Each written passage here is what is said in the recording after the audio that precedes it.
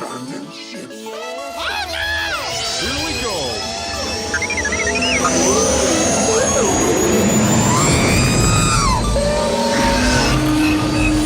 Can I persuade you to join us for a drink?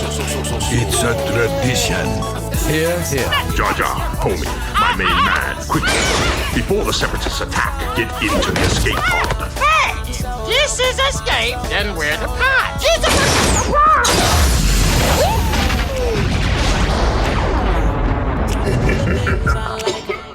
Welcome back to Star Wars Escape Pod and our second after show for Andor and our fourth review technically for the fourth episode of Andor, which clocks in at 50 minutes, the longest one of the season so far. And we've got Darian and your co-host Blake joining us in the pod today. We're going to be breaking it down and getting into some Easter eggs and explaining some things if you didn't understand, so stick around. We've also got some character appearances coming on the show. Bit of a surprise there, so let's get into it.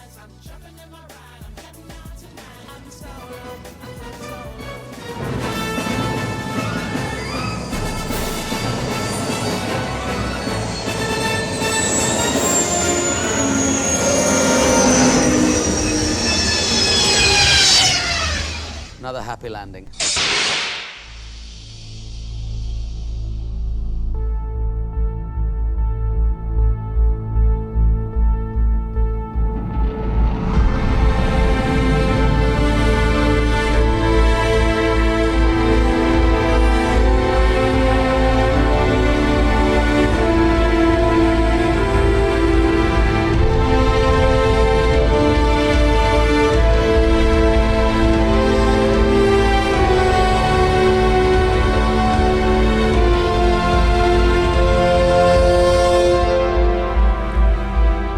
I gotta say, that intro is certainly less kind of boom in your face than the other ones we've had before. Although, I mean, Kenobi's also a bit more on the soft side of things, but this one's really...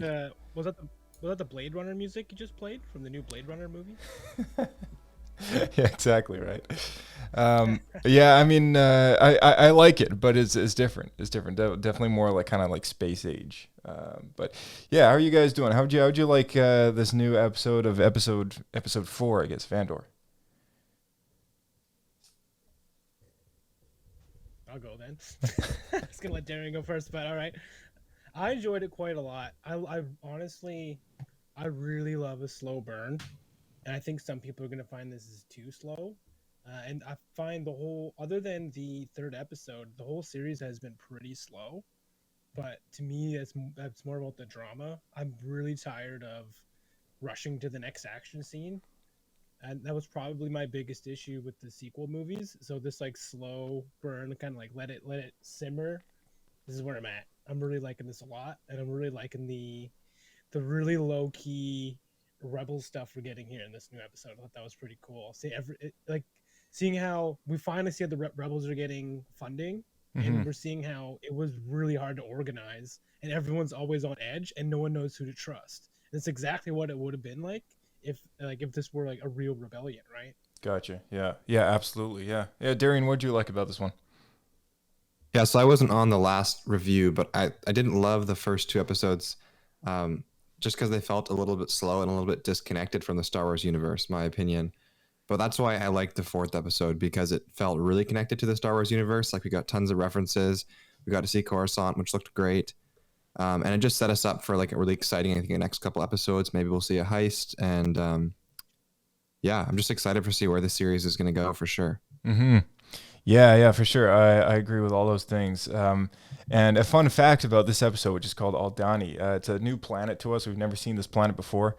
And I believe this one was the one that was filmed in Scotland, in the mountainous highlands. So, that was kind of neat to see. Scotland's never been seen as a location in Star Wars before. I know in Last Jedi they filmed in, was it Ireland or something like that? But, those, for the Octo, like Luke's. Yeah, the islands, right? Yeah. So I thought that was Scotland. I didn't realize that was Ireland. Yeah, so there's like some new scenery there. It's kind of cool because we've never seen a planet quite like this before, right? Where it's very much it's described in the episode that there's like shepherds and stuff that kind of walk around with their herds of probably alien cattle and whatever else, right? So I thought it was kind of a neat like biome that we've never been introduced to before in any of the films. So yeah, it's kind of neat. Real quick, we're gonna have some characters here and there. I guess I shouldn't call them characters. I should say heroes of two sides of a big clone war going on outside the escape pod, right? I mean, heck, we're flying through hyperspace right now, and our transmissions are kind of being taken over every now and again. So here comes one now, I guess. This is Anakin Skywalker calling in, and you're tuning into the best podcast in the galaxy, Star Wars Escape Pod. Look at that, Anakin, right on our podcast. I mean, wow. What do you know? I didn't know he was a fan. I know, he listens to probably like fighting in the war, just needs something to listen to. So, thanks again for calling in, Anakin. And if anyone listening at home, you can leave a voicemail and even possibly hear yourself on the podcast if we end up deciding to play it. You can find the link to that in the description. Don't forget to subscribe, share the show with a friend, and leave us a really good review. So let's get into it. Andor notices something very curious about the ship that he's on, because we just kicked things right off from the ending of the last episode. And it is is it either the Fondor droid mod that's talking, or is it the hyperdrive jump? I couldn't quite understand what he was surprised about. At one point, it sounds like the computer is talking to itself. Like there's two AI in there. Yeah. Is that crazy? It was talking to him. It was talking to him, but I just when Luthen launches into hyperspace, it just, to me, I was like, like Andor says something about it. He's like, oh, I've never seen that before, or something he says. And then I was like, oh, I wonder what he's surprised about. Is it the fact that it jumped really quickly, or the fact that his ship kind of talks to him? Because we really haven't seen that before, right? We've seen droids on board a ship, but we've never quite seen like the ship talk back to its pilot. So I thought that was kind of a neat little thing, because I think I pointed it out last week, and this episode Andor sees it for the first time and he's like, hey, that's new. And I was like, yeah, I thought so. So yeah. Luthen offers Andor the job to put the stick in the eye of the... Before we move on, yeah, sure. With the AI thing, because to me that's something that would be very prequel-y, but we never really see anything like that in the original trilogy. Yeah. So as we found out, where he's disguised, and he's actually like a really wealthy store owner on Coruscant. It made a lot more sense. Right. I guess that's another thing I really like about this character, which we can get into in just a moment. But I'm definitely going to bring that up because it fits with this whole kind of genre of series. He offers Andor the job to put a stick in the eye of the Empire and get paid for it. And he kind of gives him this ultimatum in a way. He's like, well, you could kill me and take my ship and, just fly off somewhere, or you can take the job, which pays, ridiculous amount of money. I think he said he offered like 200,000 credits or something. That's right. Yeah. Yeah. And the job is to steal the quarterly payment for an entire sector in Imperial space, which I was like, wow, that's a lot of money. No wonder the rebellion can fund itself. Like, yeah, which I thought was pretty. I'm wondering, like, are they ripping off the money that goes to like the stormtroopers and stuff? Or are they just working class people? That's what I was wondering. Yeah, I don't know. I don't really know. I mean, it's possible that it could be just a vault in which they keep credits that they would normally use to pay their employees, like their pilots, their ships or whatever. Like, it's mentioned in this episode that Aldhani is a planet that's far away from other planets to be a bit of a hassle, but just close enough that it's convenient. And it was kind of put in a weird way, but I guess that means like, well, maybe it's useful enough that we keep kind of the riches, a bit further away from like your average ordinary populated planet. But at the same time, it's close enough that we can, get those shipments out to the right places at the right times, kind of thing. So I guess in Imperial classic stupidity, they secure the garrison with only 40 people. So I was like, wow, that's very classic Empire, like not willing to go out on a limb to even think that anyone would try and rob them, right? Like just how Andor put in the first episode, like, they're all so fat and like full of themselves that they can't imagine anyone like me would just walk into their house. And I was like, yeah, that lines up pretty well. Like, we've seen it so many times in Star Wars Rebels where they just like walk in somewhere and frickin' take what they want and leave, It's like, exactly. like what's going on here, Just look like you're supposed to be there and no one will second guess. Yeah. Yeah, Darian, you got any thoughts on this one? Yeah, just while we're talking about this whole scene when they're on the ship, what do you think the reason is he's not like Luthen so secret about his name? And like, do you think Luthen is his real name? Like, or is that like his, because he kind of like, there's one point in the show where he puts on his wig and stuff and meets with Mon Mothma. Yeah. Do you think, like, first of all, why do you think that is? And like, do you think Luthen is his real name? Yeah, I don't know. I mean, he does have a last name as Luthen Rail, but it's possible that he came up with it. I mean, he didn't go by Luthen in oh no, he did go by Luthen in the shop, didn't he? Or did he go by a different name? I can't actually remember that. I didn't remember it. Yeah. I didn't think he gave a name, but maybe he did. Yeah, maybe it's like a fulcrum. Yeah, maybe. I wouldn't be surprised if he went as a fake name. I also thought it's been very suspicious that he knows a lot about Andor, including his father and all that. Yeah. So, yeah, it's possible that there might be a little more going on, and then there might be kind of like a connection to maybe someone that we might be introduced to at some point. And I have a feeling that this is a show that we're going to get some sort of crazy cameo from some character at some point, because it's a longer series, and it's the kind of show that's right smack dab in the middle of this time frame that it could happen, Well, we know that Ahsoka's involved with forming the rebellion, so it could be that. Yeah, and this is much farther after she gets involved too. So we know that she's kind of running around doing her thing. And I seemed like she was the one that was connecting all the cells. Yeah. So it's possible that she could totally show up and be like, hey, join this rebel cell now as well. Because this whole episode is kind of the first episode to integrate Andor into a rebel cell. And through that means we've now seen kind of the hierarchy of leadership. Like we've seen how Mon Mothma is kind of supplying the rebellion with funds. And we see how Luthen is like, or Luthen is kind of like, doing his thing of recruiting people and like pretty much paying out the rebel cells, because even he says like, well, I need money there's not enough food to go around, right? So he's kind of like responsible for micromanaging like a lot of stuff, while being like a spy on his own accord, right?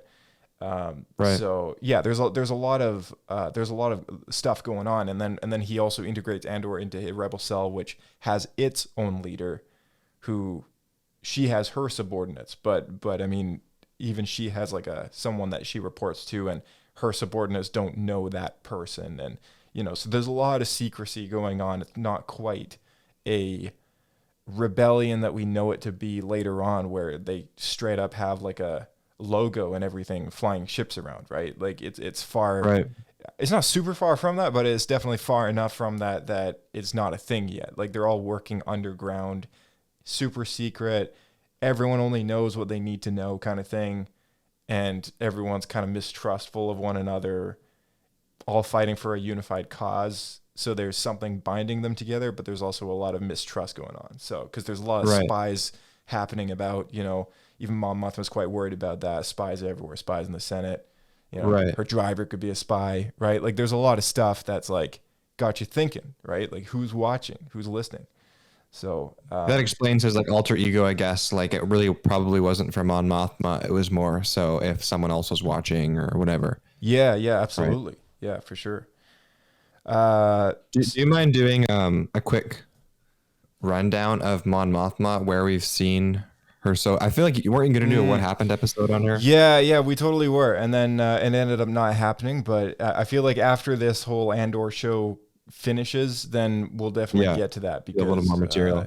Yeah. There's going to be a lot that happens in the show, which we'll be able to cover with Mon Mothma. But the last time that we saw Mon Mothma, it was in the deleted scenes for Revenge of the Sith. There was a whole subplot there with her and Bail Organa and Padme and a couple of other senators where they were kind of talking about the activity within the Galactic Senate and about the Chancellor's continuous sort of involvement with the military and the Jedi and this and that, and they're wondering whether or not they should be concerned about it. And there was like a whole kind of cutout subplot that it was very cool. Like it was like 2 whole sequences worth of footage that was just chopped off and gone. But they really cut down Padme to a point where she just didn't do anything. Yeah, it's really a shame because she's such a great character. But yeah, the casting for that role for Mon Mothma was kept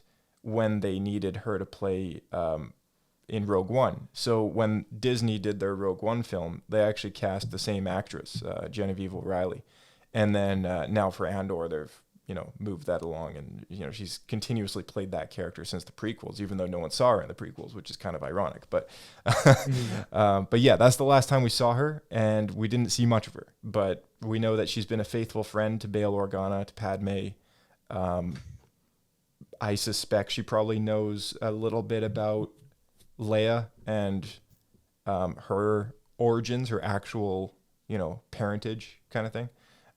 So yeah, she's definitely a character that it's been cool to see a lot more of her even just in this one episode. We've seen her house, we've seen her husband, we've seen her involvement with the rebellion. Like, it's been very, very cool, very enlightening to see that.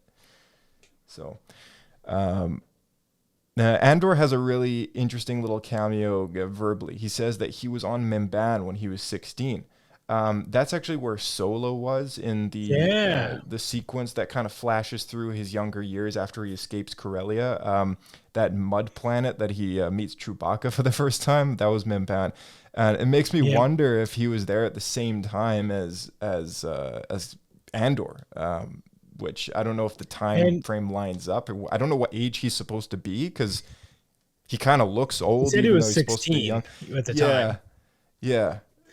So and I'm curious how long that war went on for, and the fact that he said that the Empire had them fighting themselves. So then who was the Empire, like the side we see was Solo? Who were they fighting against? Was it... Because it's possible that Andor was actually on the opposing side of Solo, right? Yeah, that reminds me of like a really funny line in that movie when the Imperial officer's like giving his big speech and we must take out the invaders, and then like Solo just kind of says like, it's their planet, we're the invaders. Exactly. Says it so casually, but yeah, I don't know. I mean, there's a lot of questions there. I feel like this whole Mimban event could be better told, I guess, in maybe a novel or something like that, because there seems to be a lot going on there. But yeah, I don't even know why there's so much fighting going on. It's definitely one of those stupid Imperial things. It's like, let's just take over a planet and people fight back, and then there's like a huge bloody mess, and they just cover it up and move on. Yeah, exactly, right. It's kind of comical when you really think about it. What's the point? Rebels, right? With the finale, they just like blow up the planet from space and then leave. Yeah. They glass it, right? They just destroy everything. Just shoot it with turbo lasers. Right. We finally got a glimpse, like Darian said at the beginning, of Coruscant. It's been a little bit since we've seen that planet. It's been a hot minute. And ISB, we see the Imperial Security Bureau, the headquarters of that whole shebang. And this is like a huge deal because we've heard a lot about the ISB in all the way back to New Hope. Yeah, like it's been a long time since we've heard about the ISB. It pops up in everything, like video games, comics, novels, everything. Yeah, it just never really showed up in films, other than like certain characters have uniforms that have been decided those are ISB. Right, yeah. And if I'm not mistaken, I believe Anakin's old admiral, Wolf Yularen from the Clone Wars, he ends up becoming kind of the head honcho of the ISB, if I'm not mistaken. So around that room in A New Hope, he's actually the old guy with the white suit on. In the Clone Wars, he was the guy that had the narration voice. Every time that there was like a war. Yeah, that's right. Yeah. Star Wars Escape Pod is the Republic's choice of podcast anywhere in the galaxy. Leave a stellar review and tune in each week for more. There he is. Man, look at that. I can listen to the podcast too. Yeah. What do you know? You guys pay off a lot of these actors. Oh man, what are you talking about? Actors? They're out there, man.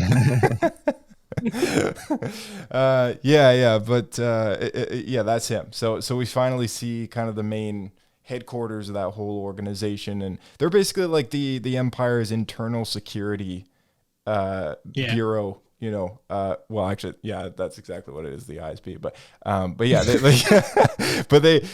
They do their thing with internal investigations. So like they're the internal police force. They also conduct the FBI. They're the right? FBI. Equivalent of the FBI. Yeah, exactly. Do you think there's any relevance to, at the beginning in episode 1 and 2, they had the whole thing with those, I forget what planet they're from, but they were tracking Andor to kill him basically, or take him down. Do you think that was like relevant at all, or was that just to bring in the ISB? Yeah, Blake, you want to try and answer that? I think it was also to show that the Empire hasn't taken over policing everywhere yet, and they showed this failure. We saw in this episode that they used this failure as an excuse to, I guess, finish the stranglehold, to take full control. Because it was strange that we saw local cops, and then whenever we see in the films, even Tatooine and everything, right? There's stormtroopers everywhere, sand troopers. Right. So I think this is the point where the Empire is going to full force their own police force throughout the whole galaxy. Because when we play games and stuff, you're always fighting against the Empire. There's never local guys, right? So, yeah, it's never the corporate authority or whatever, right? Yeah. Do you guys think those local police are going to be making their way back into the show at all, or do you think that's going to be it, that we're going to see them? The main guy for sure. The rest of them probably not, unless we go back to the planet. I have a feeling that him and the officer that we were just introduced to in the ISP are going to make consistent returns. And I have a bit of a theory that I'm going to kind of present at the end. But so in this ISB meeting room, which is pretty cool to witness, there's a few kind of verbal cameos again. Ryloth is brought up in the meeting. We know from both Clone Wars and The Bad Batch that the Twi'leks have always opposed any occupation to their planet. They've always been a very kind of we don't want you here sort of group of people, and they've been very clear about that. And Cham Syndulla, who is the father of Hera Syndulla from Star Wars Rebels, he plays kind of a very active role in fighting Imperial forces on Ryloth. So I thought it was a very interesting little kind of, if you want to call it a quip or a little nod, I guess, to the constant rough that they have to deal with Ryloth. Ryloth's always been rough though, right? Because Ryloth, they've always had to fight because their people are always taken as slaves. Yeah, exactly. Yeah, they're used and abused as far as a group of people goes, for sure. Scarif is also mentioned in the meeting that it has an increased construction of import of material. This potentially could be a little nod to the construction of the Citadel that we see in Rogue One, the one that they have to steal the plans to the Death Star from. It could also be a little nod to perhaps some planetary construction of the shields orbiting the planet, which is something that was new to Rogue One. We'd never seen that before, like a shield kind of blockading like a whole planet. Which is way more effective than just like a bunch of ships surrounding it from Phantom Menace. Technology's definitely kind of gotten better, at least by the days of the Empire. It's probably similar shield tech to what they use to protect the Death Star. Yeah, exactly. Which is why they keep the shield generator kind of on a remote destination, I guess, extra secure. And did you guys notice the down payment? The down payment that Luthen gives to Andor, he calls it a Kuwati signet made of blue kyber skystone from the ancient world. And he said it celebrates the uprising of the Rakatan invaders. Yeah, this is I a did catch KOTOR that. reference. Yeah, I noticed that as Yeah. KOTOR reference. This really obscure race from the first KOTOR game, which were super force sensitive race that conquered the entire galaxy, and then the whole empire fell to the dark side, and so basically all became Sith. And then it got to a point where I can't exactly recall why it happened, but they got to a point where they actually lost their connection to the Force, and then their empire fell. But they were the ones who created the Star Forge, which is what the Sith used to actually create their fleet for the Sith Wars. Right. Yeah, that's what caused like the Sith's kind of civil war, I guess. But yeah, it was a cool little nod, I guess, to that, which as far as my knowledge goes, is kind of the first KOTOR reference that they've had in like the Disney kind of era, which is a huge step forward because, as we know, the High Republic has kind of been this continuous thing of building out kind of this new story for the prior to the films, right? So it was a bit of a bold decision to kind of go that far and make a KOTOR reference, but they're also the species that in the EU first developed hyperspace technology. So that was also kind of like a little all within like the span of talking about this tiny little necklace, like Yeah, it was like, wow, Yeah, that's kind of neat. That's the thing is like Star Wars, especially the EU, it has such a rich story background that something small like that can just canonize like large chunks of story. So, Yeah, for sure. and so that race, if it holds true to KOTOR, is they're extinct. Yeah, Like the last of them were trapped on the Star Forge, and the Star Forge was blown up. So much like the Death Star, right? So the Star Forge was like was it a planetary killing weapon? no, Or, what it what was like a space station that could mass produce like ships and armor and like Oh, blasters. right. It's like forges like materials and stuff, right? Right. And it was completely like the energy used to fuel was entirely the Force. Yeah. That's where things get kind of like really ancient and weird, and kind of almost doesn't quite fit into like the canon of what you'd think is possible. And it was located just beyond the outer rim. Like everything, right? Exactly. Like everything's in the outer rim. Like what's in the middle? The neighbor was actually Snoke. Yeah. Oh man, Snoke's lab. Andor is brought on as an extra in the team that's going to steal the quarterly payment worth of an entire sector of Imperial space. And he chooses the name Clem, which as a code name when he's introduced to this robo I thought he said Glenn. Clem, sorry, yeah, Clem. Hey, Glenn. Hey, Glenn. That's because he likes oranges, clementine oranges. That's the reason, I think. The real reason is actually because his adoptive father is named Clem. So I thought that was kind of a neat little nod, I guess. Like, it's like, hey, come up with a name, and he just kind of took his father's name. So in the moment, we've seen his adoptive father before. He was in the flashback sequences when he was like a young kid. He was the guy that was in the party of 3, if you count the droid. And then there's also Deputy Inspector Karn, effectively dismantled the corporate authority, and the Empire moves in due to his incompetence. Not to mention he's fired, and he actually is told to go home. He goes home to Coruscant, which, as my guess in last week's podcast episode, kind of prevails here. And suspecting that he's from, you know, the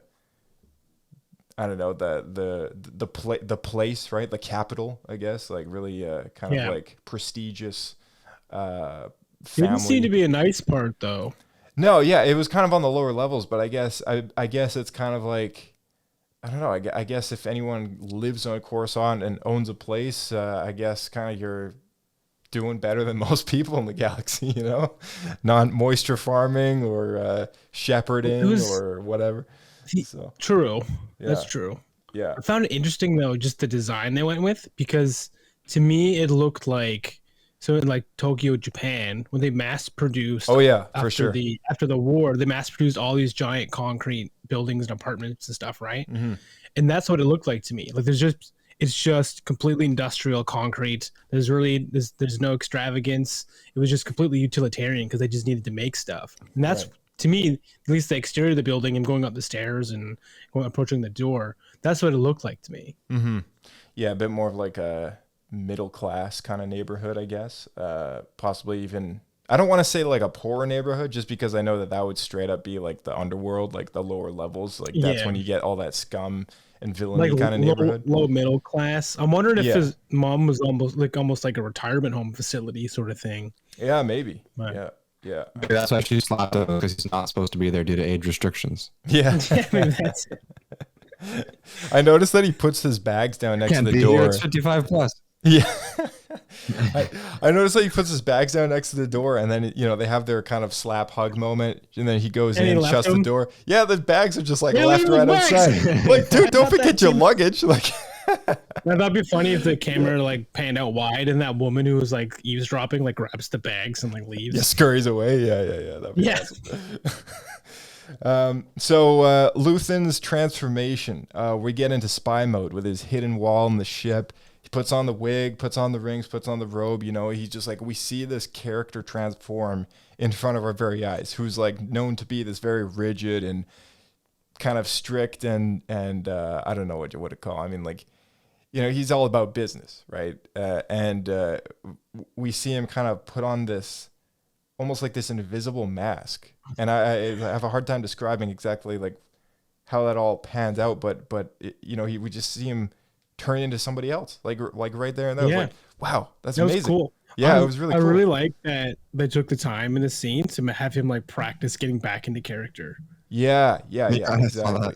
That was very spy movie style, you know, like that's the kind of thing that we would see in a movie about spies, you know, dressing up, putting on a costume, you know, trying to blend in, whatever, right? Like, not quite like the gear up scene, the classic, like, you know, grabbing all the pieces of tech and weaponry and stuff like that. But I mean, really just him kind of taking on this persona that is the only thing that kind of like sells him in that world, right? Like he's going to the heart of the Empire, which is pretty scary. Like some people don't even go there just because it's Coruscant. It's like, you know, it's where the Emperor lives. Security, cameras, everything. It'd just be unreal, right? Yeah, exactly. So like, you know, the weight of him entering that system and stuff, you know, it's like, it's not quite a big deal. Like, you know, unless you really start to kind of digest the meaning of him going there is constantly a threat. And when he gets there and Mon Mothma comes in, into his shop, shall we call it? It's probably, you know, it's just a front for him to conduct business with the senators and whoever else on Coruscant for the rebellion. But you know, we see a conversation in which she reveals to Luthen that she wants to bring someone new into the circle, which I assume means kind of the higher ups of the rebellion. And he complains that there's not enough money flow for distribution, and she clearly looks troubled by all of like the spies. You know, there's new staff at the bank. Her driver's been replaced. There's a new staff. And there's a new spy in the Senate, she says, every day. And she's like, you know, she's kind of the one that's in like the heat every hour of every day, you know? And to me, I was like, wow, yeah. And like, no wonder like he straps on this costume and kind of gets into character and stuff like that to blend in, because, you know, if he doesn't, you know, people are kind of going to be on him. Right. So I thought that was really great. Like the whole kind of like anxiety kind of moment of that conversation and who's listening, who's watching kind of thing. It just kind of, the message just came across really, really well. Especially when you see Mon Mothma's face in the speeder when she flies away. I was like, wow, like she is stressed, you know? Yeah, seriously. Yeah. Even like her husband's putting on a house party and she's just like pissed off about it. Yeah. I don't want to talk to those scum. Sit me on the far end of the table. Yeah. I also love the fact that, again, I don't know if I mentioned this before, but we see like a really clear like hierarchy now within this early rebellion. I really love the fact that we're seeing that. I know that's something that you really liked about this episode too, Blake. Seeing like the origins of the rebellion come together, Like the hierarchy, like yeah. we see like the top leadership, like the whole ring at the top, and then kind of it works its way down. Like people are on a need to know basis, and oh yeah, because everything's got to be so secretive, right? Yeah, they can't do anything out in the open. Yeah, exactly. And that's why, like, it does seem smart that the only thing that they could do was to have it super segregated for most of it, so the Empire thought they were just local rebels and not one giant rebellion. Mm-hmm. Yeah. I know a lot of fans are probably happy that in Luthen's shop, he is selling. He sells a lot of vintage, high-end relics and collectibles of history and art and pretty much every. There's kind of one like, thing that very much caught my eye. I'm wondering if you know what it is. Yeah. The Lord Starkiller suit from Yeah, The Force man. Unleashed. Yeah, I was like, That's wow, right. that's I saw cool. the helmet. I don't know if the rest of it is. In fact, I know it's not. It's been especially not altered a little bit. Yeah. But the helmet, that is exactly the Force Unleashed Sith edition, the original Force Unleashed game. Yeah. The helmet he gets so it's like even the game itself was not canon. It was like alternate universe where you kill Darth Vader and you become Darth Vader as Starkiller, and that's the helmet he wears. Yeah, it's Is this very. the one, which helmet is this? Is this the one that looks like a Spartan helmet? It's so if you type in Darth Starkiller into Google, it'll come up with a costume that he wears in a expansion for the game, in kind of this weird alternate reality in which he kills Darth Vader and he effectively becomes the new Sith apprentice to the Emperor, and he wears that helmet with that kind of T visor and like the very Bosch looking mouthpiece. With the side flaring bits on the helmet, very smooth top. Almost looks like kind of an offshoot of a Mandalorian helmet in a way. And then he's also got this like chest piece. It's like T visor, yeah. Yeah. I noticed they changed the helmet though. They put on some big, huge kind of what looked like a kind of like an Aztec-y sort of like big long sticks coming out the back. And then they also gave him a new shoulder pauldron is the word I'm looking for. Which that's a clone pauldron, which is interesting. Definitely looked like a clone pauldron to me. So there was a bunch of garments in there that was like, oh, that's so cool. We even saw some Mandalorian armor sitting on the table as well in front of that. So a lot of people who'd seen Mandalorian probably recognized that right away. But I thought it was a pretty cool shop. Definitely thought it was a pretty neat kind of business, I guess, for him to have, sell things that only high-end people would go into, like senators, right? People that he'd be dealing with, and made sense for him to have a business in which he actually has a reason to talk to these people instead of just showing up at their house, just dressed like a fancy friend and mysteriously disappears, right? Like it was like, oh, he's got an alibi. He's got like a really reasonable alibi. So yeah, really cool stuff. Before I go any further, is there anything you guys wanted to go over before I kind of hit the near end here? If I missed anything you want to talk about?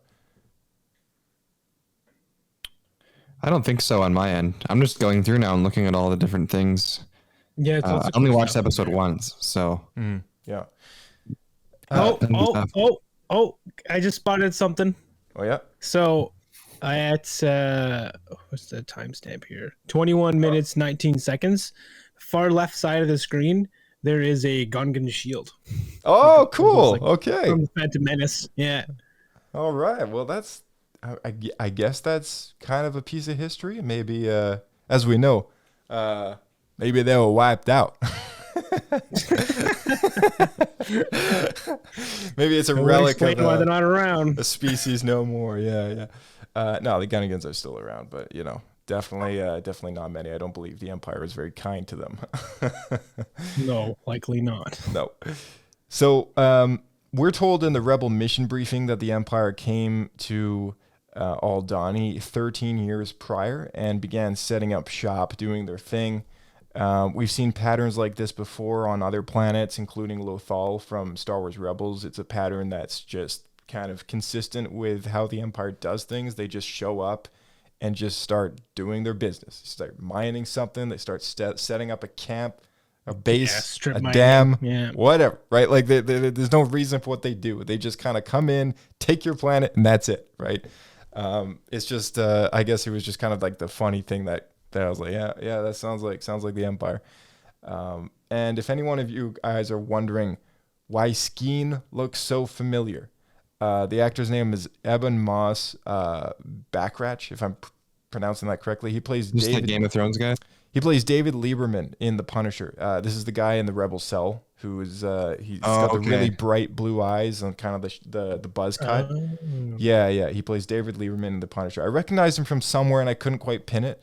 And more recently, I saw that show for the second time because I love the Marvel Netflix series, and I was like, I know that guy from somewhere, like, but I can't quite place. Like, I haven't seen him in a movie, that I've seen or whatever recently. Like what is it? And it's like, oh yeah, that's right. He plays that guy in the show. So if any of you are wondering who he was, the last thing that I have to bring up here is Dedra. Big subject, kind of adds into that theory I brought up earlier, which is the theory I'm about to present, gets denied in her request to access the device that was stolen and reported on Ferrix, the thing that Andor was trying to sell to Luthen. She's an Imperial version of the story that ex-Deputy Inspector Karn goes through. They both are very loyal to what they're doing, and they're both denied by their superiors to do their job correctly. You know what I mean? It's like this weird kind of parallel happening. We got this dude from the corporate authority who wants to investigate the murder of two of his coworkers, and his boss basically says, leave it, come up with an excuse, just don't bother, right? And then the same thing happens in the ISB. Like this Dedra, lieutenant, I think her position was, is essentially she's supposed to stick to her sector, and she's looking for a reason to investigate something that she's been, I guess, on the trail for, and it happens to cross with someone else's sector. And as soon as she kind of infers that she has jurisdictional access, they shut her down. And I was like, what's going on here? Like this is obviously intentional that these two people have these stories that line up perfectly, so I have a theory that we're going to see a lot more of them. I thought it was a lot of showing just the politics was the idea. Yeah. The bureaucracy, people just trying to do their work, but there's so much politics and stuff that just get shut down for really no reason other than other people being dicks. Yeah, and it's not like they're not doing the job. Like they're actually doing what they're supposed to be doing. It's just I find it very ironic that these two different characters have such similar I don't know, aspirations, whatever you want to call it. Like, they just have Coruscant now. Maybe they'll meet at a pub and they'll totally cross paths and complain together. Make their that own would make the most sense. And it would be weird for them to do all this, bringing out these characters, and then just do nothing with it other than set up more story. Like, hopefully we see something out of it.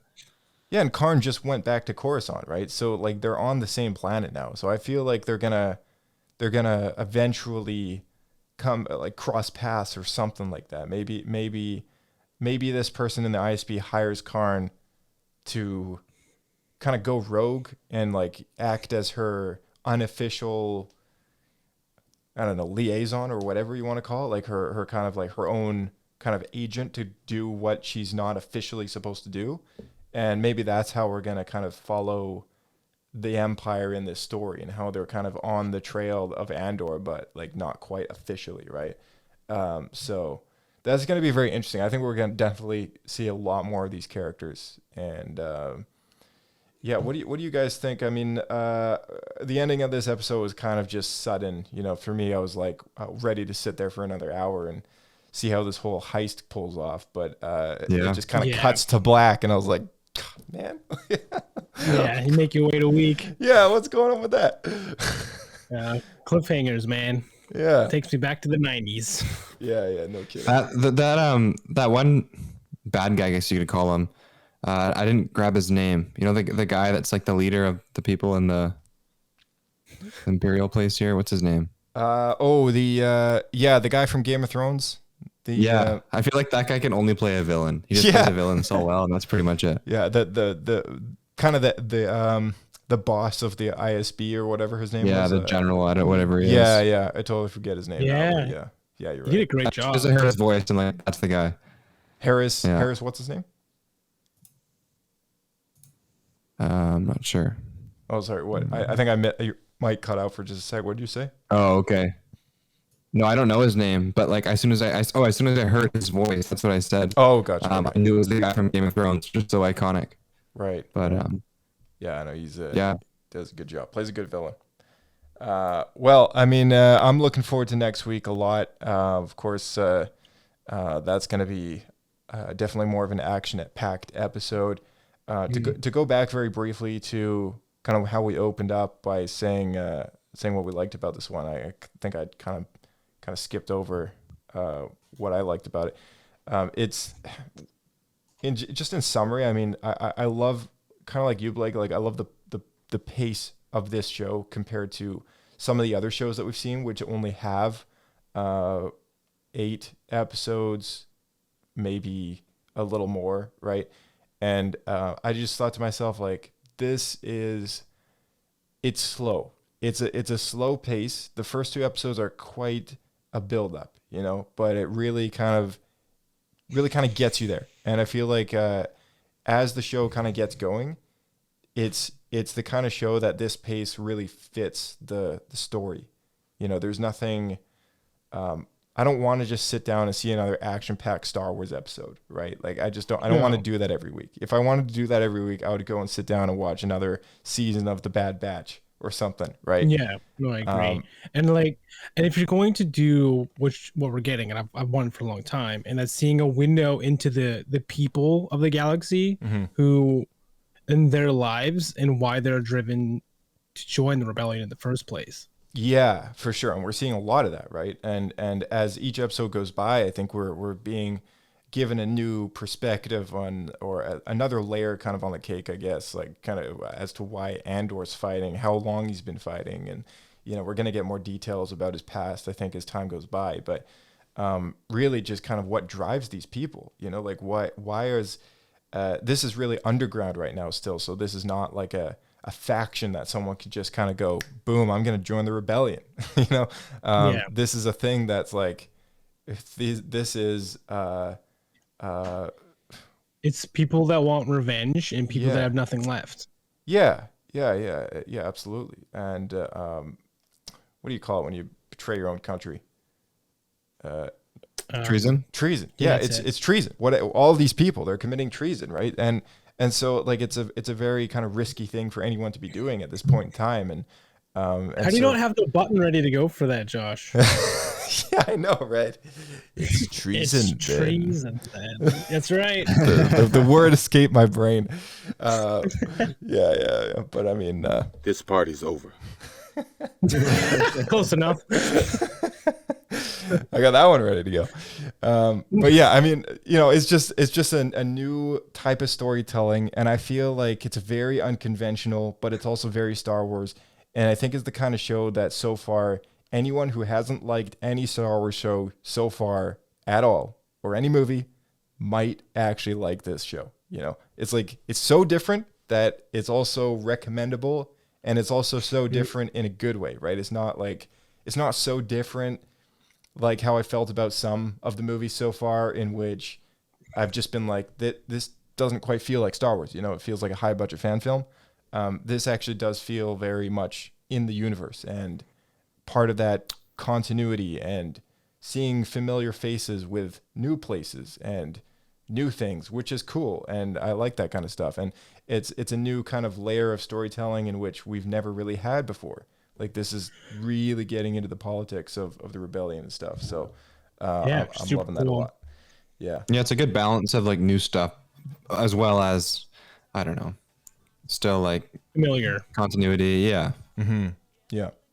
Well, you guys have I had any a gripe. last minute? Yeah, go ahead. I had a gripe I wanted to complain about. So when we met the rebels, they're all carrying just the machine guns. The machine guns. Yeah. They're not even blasters. Yeah, like, yeah. They're those are Earth like modern guns. How could I Why is it miss modern? Like they're 1950 AK-47s, but still. I don't know how I missed that, but yeah, we talked about that in our trailer breakdown a little while back, and this is the episode that we finally see the group that they belong to. We didn't see them in action, but yeah, I'm kind of curious in the next episode as to like how they fire, because they look just like modern weaponry with a little bit of a twist. It bothers me because everything else we've seen in Star Wars is like modified to like, even if a lot of it's based on real weapons. A lot of the stuff from the original trilogy, there was all World War II stuff. But they add extra pieces to make it look more sci-fi. Mm-hmm. And this, they didn't do anything. It was just a blank AK-47. And to me, that just took me completely out of like the experience. Gotcha. It broke my immersion. I feel like their exit plan also, once they get the money or the credits, isn't going to work. You know, like they're waiting for like this natural thing in the sky to occur that's going to help them escape. Like, I don't think that's going to happen. Something's going to go down. Yeah. I feel it brewing. I totally get it. To me, it feels like a solo moment where they're gonna almost not make it, but they make it the very last second, and then all the TIE fighters are gonna get hit and blow up. Yeah, maybe. I don't know. It's a good guess.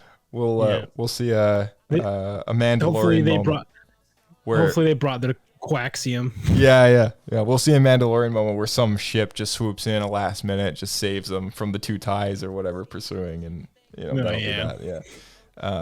Now this one's definitely less fantasy than what we've seen before in other shows and in the classic Star Wars genre, right? This is much more gritty, much more dark, much more real.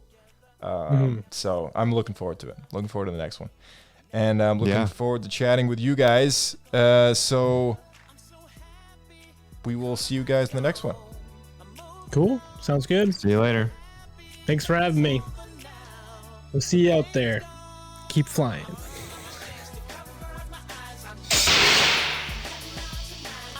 All right, and to those of you tuning in at home, thank you so much for joining us on Star Wars Escape Pod, another after show for Andor, and we're really looking forward to the next episode coming out next Wednesday, so keep those devices tuned in to Star Wars Escape Pod, and we got one more message. Star Wars Escape Pod has just been intercepted by the Separatist Alliance. If you are tuning in right now, don't go anywhere. Leave a review and make it a good one. That's right, Ventress. Leave a good review and share this podcast with a friend. We always love to see our audience members return for another episode of Star Wars Escape Pod. If you want to leave us a voicemail, go ahead. Link is in the description down below. And join the Discord. It's kind of a nice little utility. There's some Star Wars channels in there. You're not going to miss a video. You're not going to miss a piece of news from the Twitter, anything like that. It's all compiled in RSS feeds. And hopefully if we get enough people, I might actually expand that thing. But for now, it's just a useful little interactive business card, let's call it. Also, follow us on the Twitter at SWScape Podcast, as well as the Instagram at SWScape Podcast. Just get notified for new podcast episode releases. And you can always send us an email at swscapepodcast@gmail.com. You know where to find that. It's in the description. And that being said, Darian brought it up earlier, but we're going to be dropping a Mon Mothma What Happened episode probably after Andor wraps up, which we're all looking forward to seeing the finale, which overlaps with the premiere of Tales of the Jedi. So lots to look forward to. and we will see you in the next one. May the force be with you guys.